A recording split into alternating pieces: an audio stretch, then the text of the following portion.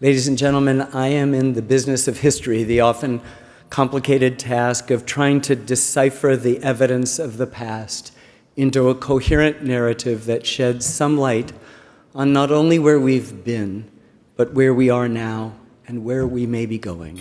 That is to say, our mysterious and unknown future. That future, particularly today, is not always predictably and comfortably assured. In these fraught moments, it is often the past that provides us with the tools and the inspiration to reinvigorate our sense of ourselves as a machine, as was said of our Constitution and the remarkable republic born from it, a machine that would go of itself. In the course of any historical investigation, one is bombarded with myriad words, ideas, and voices. Those voices, for me, provide the foundation of any good history and helps us separate the wheat from the chaff. What was meaningful then can often be filled with even more import today. Listen, a voice. From a small spark kindled in America, a flame has arisen not to be extinguished. Without consuming, it winds its progress from nation to nation and conquers by a silent operation. Man finds himself changed and discovers that the strength and power of despotism consists wholly in the fear of resisting it, and that in order to be free, it is sufficient that he wills it. As Sarah said, for much of the last 8 years, I have been working with my talented colleagues on a series about the history of the American Revolution. That quote opens the introduction of our first of 6 episodes, totaling 12 hours. It was written by one of the most important political writers of the 18th century, and in the land of Franklin and Jefferson, Madison and Adams and Hamilton, that's saying a lot. His name was Thomas Paine, and his spectacularly vivid prose electrified the revolutionary movement. He provided the momentum that leads to the Declaration of Independence. He inspirited the patriot cause during its darkest days, and he helped provide the confidence that leads to the miraculous operating manual that gives the National Constitution Center its mission and this moment so much meaning. In January of 1776, 37-year-old Thomas Paine was a recent newcomer to America. The son of a Quaker corset maker and his Anglican wife, Paine had failed at his father's profession, lost his first wife and their child in childbirth, been fired from his post as tax collector, endured the collapse of a second childless marriage, and had seen all of his possessions auctioned off to pay his debts. During his 9-week voyage from Britain, he'd contracted typhus, and when his ship reached Philadelphia, he had to be carried off, half dead. But in January of 1776, he'd published, right here in Philadelphia, just a few blocks from here, a pamphlet called Common Sense, the most important pamphlet in American history. It was signed simply an Englishman. Paine was a master with words, skillfully weaving the latest Enlightenment philosophy with biblical references that everyone knew. Most important, he was a violent foe of authoritarianism and monarchy. Paine understood that it was possible, as he said, to begin the world anew, to start over again, and we did. We did. He also said there is something very absurd in supposing a continent to be perpetually governed by an island. I have had the privilege for nearly half a century of making films about the U.S., but I have also made films about us. That is to say, the 2-letter lowercase plural pronoun, all of the intimacy of us and also we and our, and all of the majesty, complexity, contradiction, and even controversy of the U.S. And if I have learned anything over those years, it's that there's only us. There is no them. And whenever someone suggests to you, whomever it may be in your life, that there's a them, run away. That's my fundamental understanding.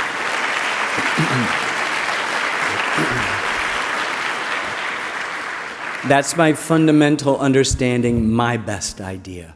Run away. The National Constitution Center is a place, but more importantly, an idea too, the essential idea that we can improve our democracy by studying our past, our founding, the women and men of all backgrounds who gave birth to this complicated and glorious republic.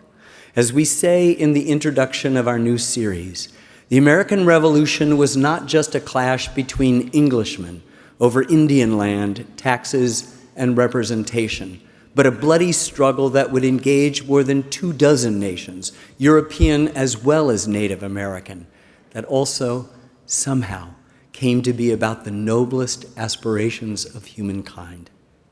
The American Revolution was the first war ever fought, proclaiming the unalienable rights of all the people, and it would change the course of human events. It was the opening signal for more than 2 centuries of revolution, first in Europe, then in the Caribbean, South America, Asia, and Africa. As a nation, we've often forgotten that this history was made by everyone. The stories of those forgotten entirely and those whose stories have been historically ignored or undervalued are critical to our larger American story. You cannot understand the U.S. without understanding us, all of us. The National Constitution Center reminds us daily through exhibitions, education, engagement, and outreach, through the work of scholars and teachers, that our founding documents are not materials to be left in some distant, dusty past, but central to our ongoing story now. The story of us. It's because these documents and ideas are a manifestation of what it means to be human. I could not be more humbled for the extraordinary recognition that you bestow on me tonight. The Liberty Medal recognizes that the desire for liberty, for freedom, is a universal human trait that requires our constant attention against the perpetual threats that assault these virtues. I'd like to thank the board of the National Constitution Center and its president and chief executive, Jeffrey Rosen. I've known Jeff for many years now, but recently, as we've started what will be a national conversation about the American Revolution, I've come to appreciate even more the wisdom and scholarship he brings to these issues, surpassed perhaps only by his love of the ideas themselves. I very much look forward to our conversation this evening. Finally, let me leave you with one more voice, also by our Thomas Paine. The sun never shined on a cause of greater worth. Every spot of the old world is overrun with oppression. Freedom hath been hunted round the globe. Oh, receive the fugitive and prepare in time an asylum for mankind. The birthday of a new world is at hand. Thank you for this extraordinary honor.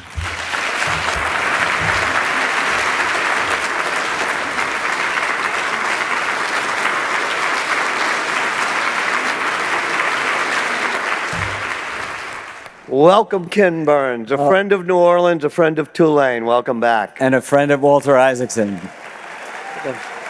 Thank you. It's been 5 years since I've been here, I think, talking with you last time, and COVID interrupted a lot. You know, there are very few innovators who've totally invented something new, and you've done that over the years with the notion of the documentary based on still pictures, based on talks. It's amazing. And what got you, for the first time, to a non-American Leonardo da Vinci? Well, we're going to see some of it, so don't panic. Yeah, so here's the thing. I was working with a really noted American author who is concentrated on kind of geniuses and innovators. over the time. And I had agreed kind of willingly that I would dive into Benjamin Franklin and that he would provide an interview. It's not, we don't ever do anybody's book. We talk to lots of different scholars. And we were having dinner one night in Washington, D.C. At a lovely restaurant with some friends. And all of a sudden, Walter started, I can only describe as like one of the most significant bait and switches in my professional life ever. He started talking about how, you know, Franklin and Leonardo are really not that different. If you think about it, they're both great scientists, they're both great artists, you know. Franklin has a felicity with the pen and with the ability to write. You know, Leonardo as a painter and a drawer, a sketcher, all of this sort of stuff. And I'm going, Walter, you know, I've been making films now for almost 50 years and they're all in America. I mean, I am like Guam or Samoa. I'm an American possession. This is what I'm interested in. This is what animates me. And it was kind of like, you know, and he pushed a lot too, which was, it was not bordering on rudeness. We're old friends.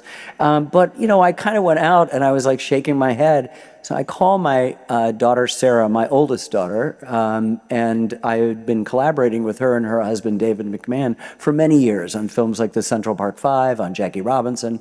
Most recently, we were working on Muhammad Ali, and beyond there, we were looking to a big post-Civil War history called From Emancipation to Exodus, that it would take us from what it sounds like to the beginning of the Great Black Migration out of the South for the next 6 decades, beginning at the end of the second day. So our dance card is full.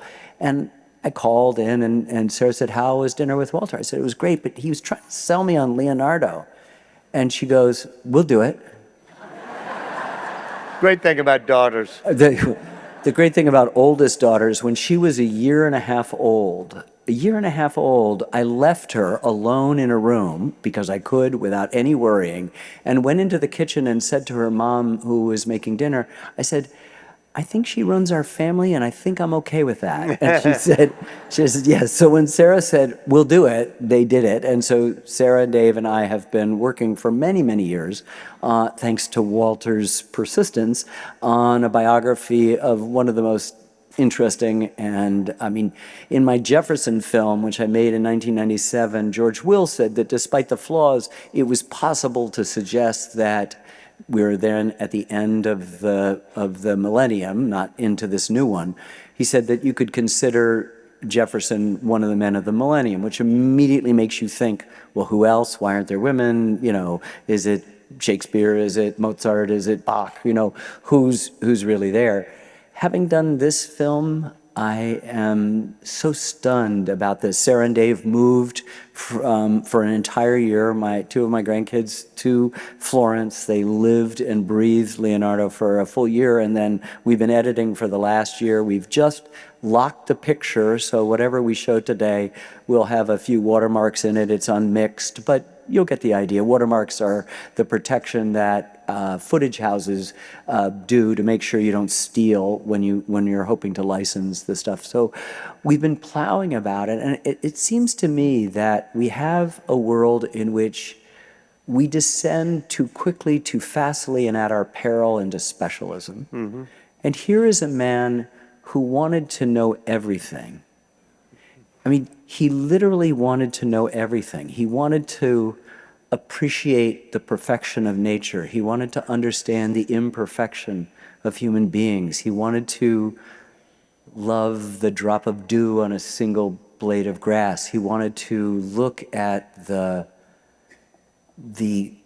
unbelievable design of the atom and the solar system that bear similarities. He wanted to invest his painting and his scientific inquiries in which I don't think he saw a difference. You know, everything we do now is in siloed, you know? We make films about music, well, it's country music, it isn't jazz, or it isn't rock, or it isn't folk.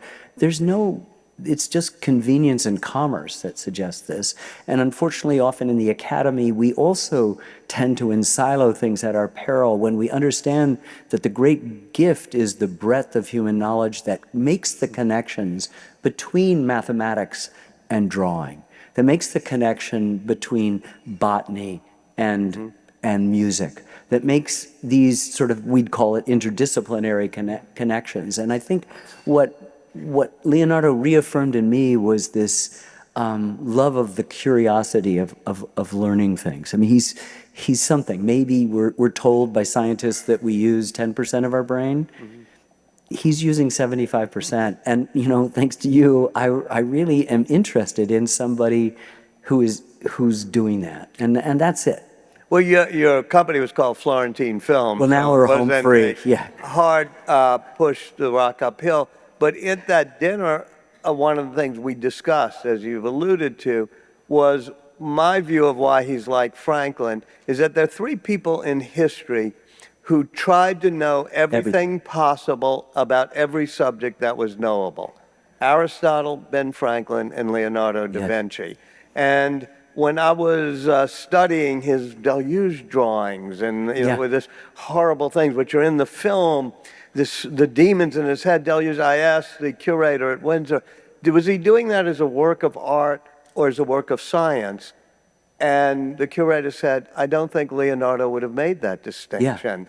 And that's why here at Tulane, we try to make sure that people double major or have a sciences and an arts together. I think that we see, and he reminds us all the time, that there's nothing binary. Like binary is what we invent and superimpose, you know, red state, blue state, young, old, male, female, gay, straight, black, white, rich, poor, north, south, east, west. These are all superimpositions. And what you are left with if somehow these become tired and old is some sort of evaporation. He's also interested in, you know, how he called it. Yeah.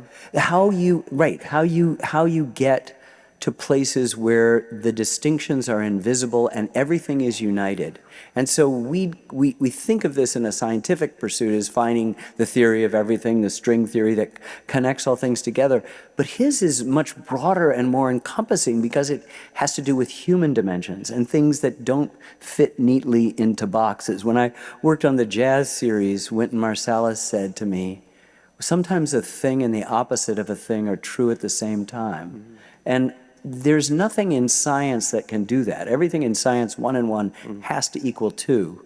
But actually the thing that animates us in our intellectual pursuits, in our lives, in our loves, in our faith, in our art, is when 1 and 1 equals 3. And I think that Leonardo profoundly, from a very early age, sort of understood this. And let's also understand he's an outlier even in his own time. That this is an illegitimately born out of wedlock, gay man who is arguably, I'd suggest, the man of the last millennium. He's named after, he can't be named after the normal names of his family, of his father, Ser Piero, Guido, and other things, that, as we say in the film. So he's given another name, Leonardo, who is a saint, but it's a saint of freedom. And I see, and this is how I get back, I've decided, and I told people, and they go, but Ken, he's not American. I go, I think he may be the original American. Wow. Because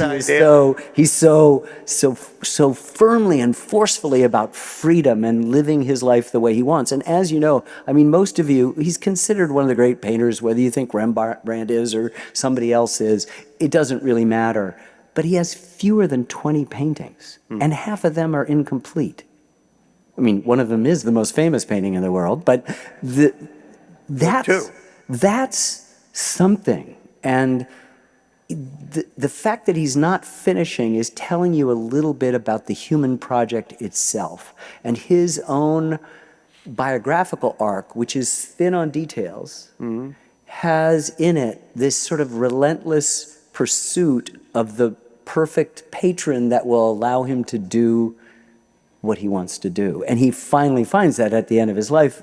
And it's a Frenchman of all people, not an Italian duke. But one of the things that relates him to New Orleans and places of great cradles of creativity is the fact that, as you say, he didn't fit in as a kid in a tiny village of Vinci. But when he leaves and goes to the town of Florence and becomes Leonardo da Vinci, even though somebody doesn't fit in, they embrace him, the Medici. And they don't make him just fit into one silo. He's the engineer. He's learning from Brunelleschi how to do the dome, but he's also learning the art of perspective because, you know, the Ottoman Empire has fallen. They've brought algebra Right. into Florence, and he's painting, you know, the world's greatest paintings. Let's, if you don't mind, show us a few clips. So once again, let me just give you the one little caveat. It's locked, which means we're not editing anymore, but we have to do sound mixing, which takes weeks and weeks and weeks. We just locked last month, so it's 9 weeks of sound editing. Also, there is watermark on some of the footage that we haven't yet paid the licensing fee for. You'll look through this in 2 seconds. But just to say that the narrator is Keith David, a well-known actor that we've used as a narrator many, many times. And the voice of Leonardo is Adriano Giannini. Now, Giancarlo Giannini, with the passing of Marcello Mastroianni, is now the dean of Italian actors, and his son, also an actor, voices Leonardo. But everything is it. I've mounted 3 clips on the first tranche we're going to look at, and then if there's time we'll look at another little clip. So this is from the introduction, and then we're going to jump. The introduction should need no intro. And then there's a particularly beautiful painting that he paints relatively early on that Walter really likes too, about a woman named Cecilia Gallerali. And then we'll just deal with some of the more scientific stuff with flight, and then later on, if there's time, on water. So the first clip. One of the things you'll note is that so much of it comes from the notebooks, and we're so fortunate that more than 7,200 pages of his notebooks extant, and on them you can see his mind dancing with nature, even as he does, as you show in the film, dissect the human face to figure out what muscles move the eyeball and which of those muscles are connected to the lips as he's painting what will be the world's most famous smile. So he makes a painting of a well-to-do Florentine silk merchant, a young mother of 5 who's 22 or 23 years old, and he never delivers it. He keeps it, and he travels. When he finds the perfect patron, he carries it and a handful of other paintings up and over the Alps to where he's going to spend his last days in France. But after he dies, you know, we have to remember that very few people understood who he was. He didn't paint the Sistine Chapel.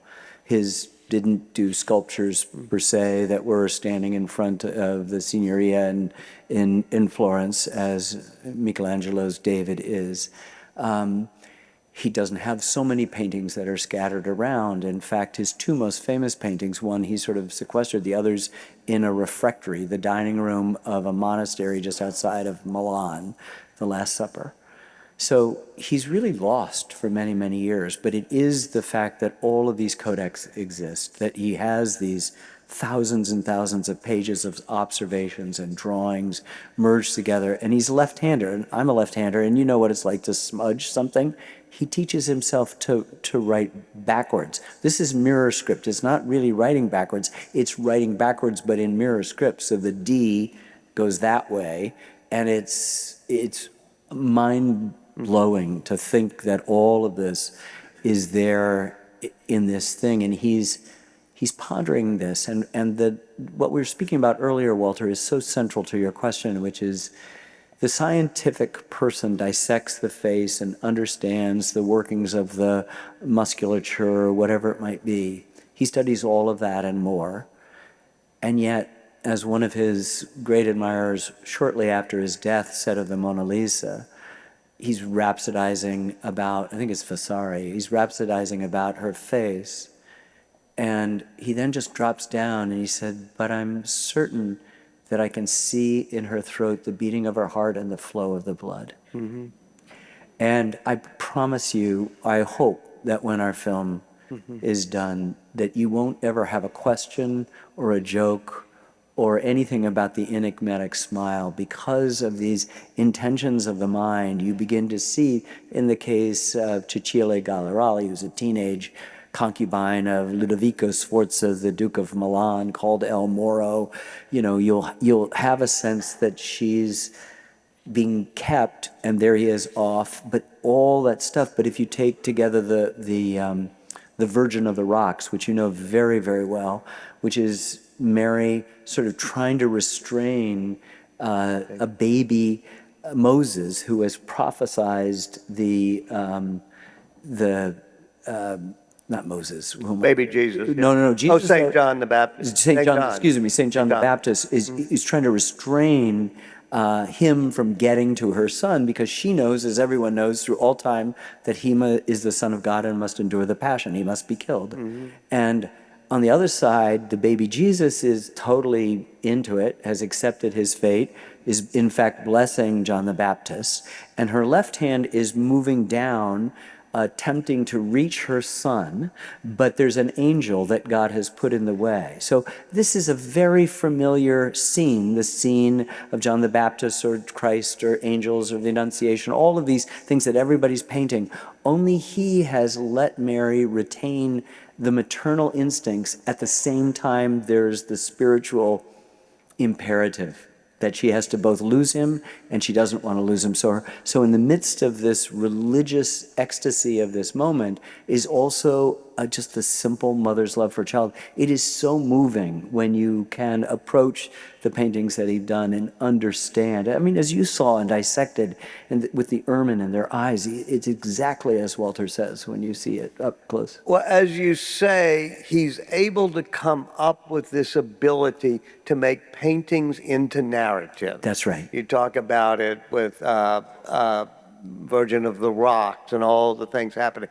Certainly in The Last Supper, right? It's almost like a Ken Burns documentary. It's moving, and it begins with "One of you shall betray me," and you see it rippling across. This is exactly right. In some ways, you sort of feel with The Last Supper that he invented cinema. Didn't know it. But he actually said... He invented the Ken Burns thing, which is a still picture can become a narrative. You begin to realize that normally, and Last Suppers are again in part of the staple of things, and people do them, and it's limited because you want to see all their faces, so you have to arrange them on a table that's this wide, kind of like the head table at a banquet. And everybody's got an expression, they're kind of frozen. And he's got that, he's got these limitations, but it has a kind of geometric perfection to it. It's going right to Christ in the center, and he said this.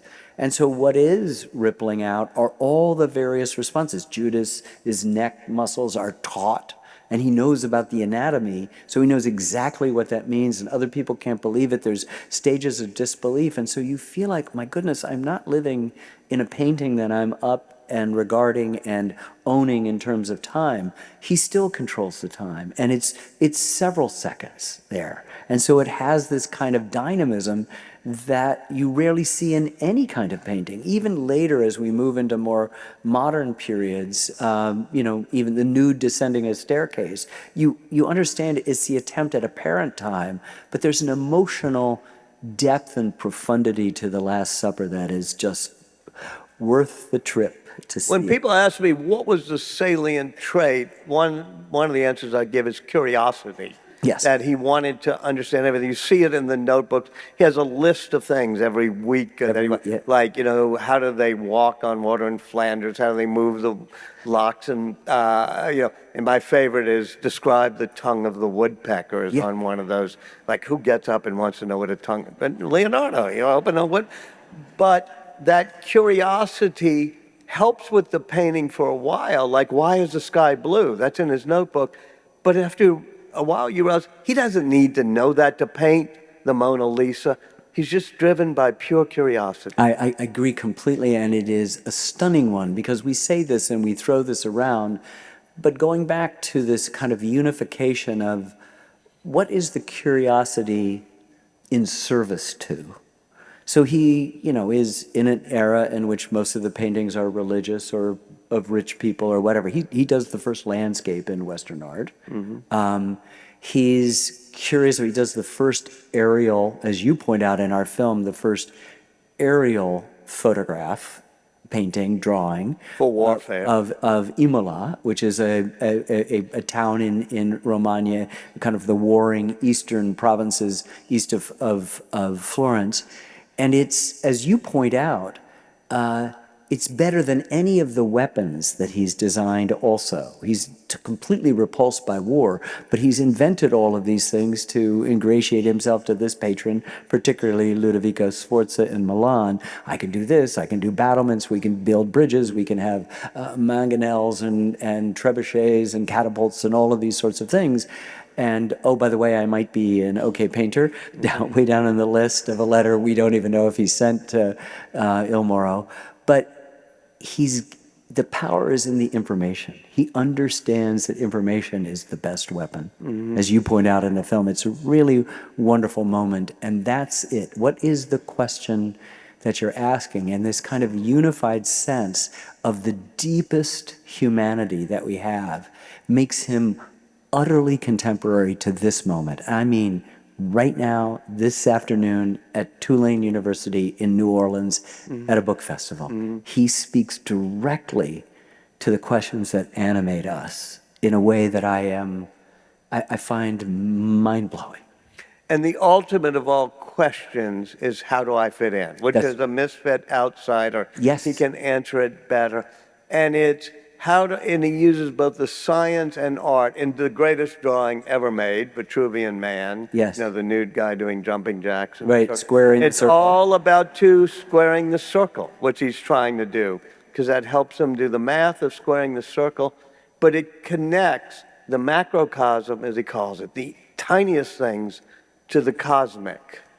This is exactly it. As above, so below are some religious dynamics put it, and the atom and the solar system do bear a very similar and profound design. And I think this is the first human being that isn't sort of religious, spiritual philosophers, and he is that too, who come to some understanding of that and is asking the question, who am I?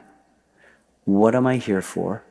What happened before? Who was I? The essential part of me before, and what will be the essential part of me afterwards? And this is a question that is sounded day in and day out in a life that betrays, as you know, very little biographical details. We know he's arrested on sodomy charge. He gets off because one of the guys that arrested with him is a rich family man. We know his mother comes to visit, and he hasn't mentioned his mother once. And then in the next passage, he's listing the expenses of her funeral, and just down to the solti that went to the candles, the solti that went to the beer, the solti that went to the... And out of this totality of opacity is also works of art that permit the rest of us to actually wish to know what the difference between using 10% of our brain and 75 might be.